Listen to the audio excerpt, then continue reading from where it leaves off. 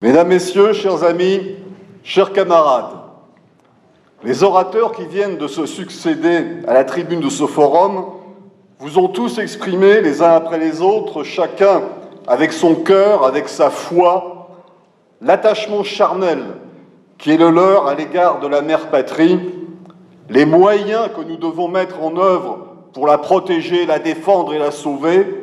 Ils vous ont dit aussi le lien viscéral qui les unit à cette Europe dont il fut si justement dit sur de vieilles pages qu'elle était le rêve des sages et l'ambition des puissants.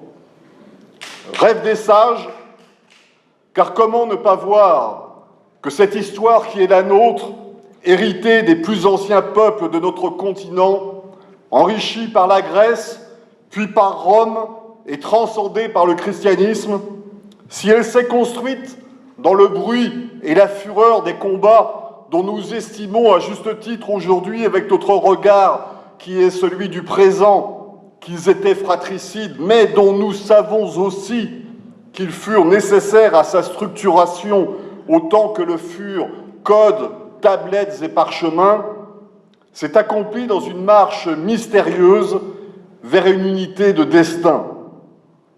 Cette histoire, comment ne saurions-nous pas, nous autres, qu'elle est grande, qu'elle est noble, et qu'au fond, puisque nous, au moins, nous ne pratiquons pas le relativisme crapoteux qui n'est que le paravent du reniement de soi, oui, cette histoire, nous le savons, est la seule qui vaille, car elle est la seule à avoir engendré et porté le nom lumineux de civilisation. Ambition des puissants, car ils n'ont pas manqué ceux qui, par leur rang, leur talent, leur position et leur volonté, ont conduit sur la voie du dépassement par la conquête vers une unification raisonnable dans un élan qui fut carolingien, qui fut napoléonien, qui fut aussi autre, avec toujours, la certitude que cette Europe serait éternellement nouvelle. Civilisation, disais-je, pas seulement par le génie de nos poètes et de nos écrivains, de nos peintres et de nos sculpteurs, de nos musiciens et de nos inventeurs, de nos médecins, de nos héros, des saints moines, pas seulement par la magnificence de nos cathédrales et la haute spiritualité de notre chevalerie, pas seulement par notre morale et notre éthique ou par l'immensité de nos réalisations, pas seulement par notre mode de vie, mais par ce qui est en nous est essentiel, cette flamme aujourd'hui bien cachée, il est vrai, mais qui demeure vivante et n'attend que le moment où se lèvera celui qui viendra la ranimer. Notre civilisation est avant tout une idée au sens évolien du terme, l'idée du destin de l'homme vrai, l'homme de la force celtique, l'homme de la bravoure spartiate, l'homme de la sagesse athénienne, de la vaillance romaine, de la fougue des croisés, l'idée de l'homme de Poitiers et de Lépante, l'idée de l'homme du soleil or, rouge ou noir, porteur du seul humanisme qui vaille, l'humanisme européen. Cet humanisme européen qui ne renie ni la loi de notre Dieu incarné, ni son hypostase vivifiante, ni les enseignements des plus grands anciens. Cette Europe est aujourd'hui menacée dans son existence même, comme elle le fut au temps des grandes invasions exogènes. Davantage encore, il est vrai, sans doute. Nul besoin, chers amis, de se référer à Carl Schmitt pour savoir que pour vaincre, il faut d'abord désigner l'ennemi.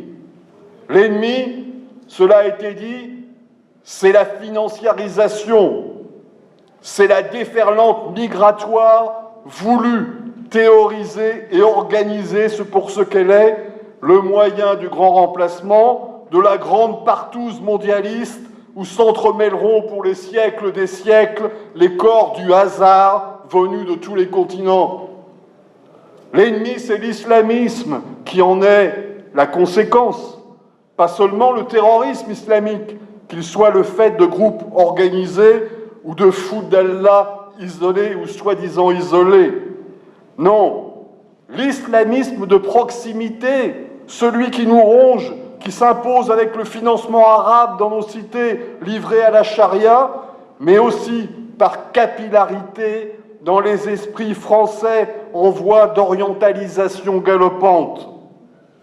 L'ennemi, c'est la montée en force de puissances nouvelles ou plusieurs fois millénaires, comme la Chine, qui lentement, à sa façon, à son rythme, se dote de tous les moyens économiques, étatiques et militaires de ses ambitions qui ne sont pas seulement régionales. L'ennemi, c'est le mondialisme et le totalitarisme démocratique qui en est le vecteur. L'ennemi, c'est l'Union européenne qui est notre prison et les technocrates de sa commission qui en sont les matons. Vous connaissez la vieille formule, la pire ruse du diable, c'est de faire croire qu'il n'existe pas. Eh bien, la pire ruse de l'Union européenne, c'est de faire croire qu'elle existe pour autre chose que pour asservir les peuples, pour développer la financiarisation et pour servir d'autres intérêts que les nôtres. C'est l'Europe des technocrates, l'Europe des tablions, l'Europe des eunuques.